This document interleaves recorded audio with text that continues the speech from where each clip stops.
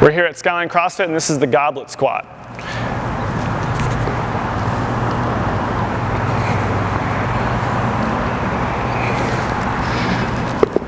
Goblet Squat, pretty similar to the front squat, except instead of using a barbell, we're using a kettlebell, or dumbbell can be used as well.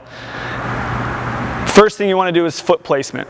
You want to be, feet are going to be exactly the way they're going to be in an air squat. So nothing changes with that. Feet slightly outside the hips. Hands are going to be around the kettlebell, and the bell is going to be upside down and sideways in between the hands.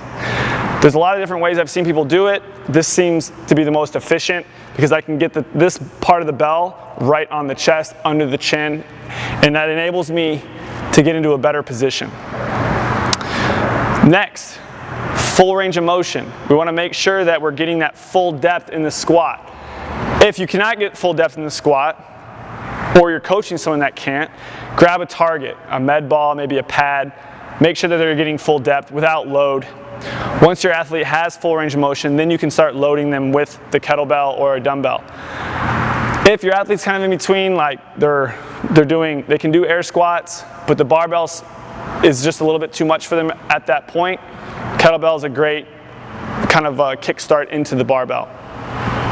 Also, athletes that have issues with wall balls, keeping the ball out in front of them when they're going down, the goblet squat teaches to keep those hands underneath, elbows in front of that front rack position. It's a great movement, loading it up with lots of reps where you can't normally do with a barbell. So you can, just like the air squats where we usually do higher volume in reps, you can throw the goblet squat in there, load them just slightly more than they're used to, and adds a great variance to the workout. Also, if you have an athlete that has wrist issues or front rack issues in the front squat, you can throw a kettlebell on them or a dumbbell, and you can get them to be able to front rack in the squat position by modifying from a barbell to a kettlebell. I would start first with a lighter kettlebell and then build up as you go, making sure the position is there. Maybe starting with a ladder, hitting that full depth, coming back up.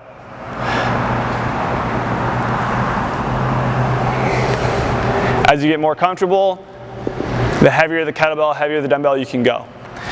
And that is the goblet squat.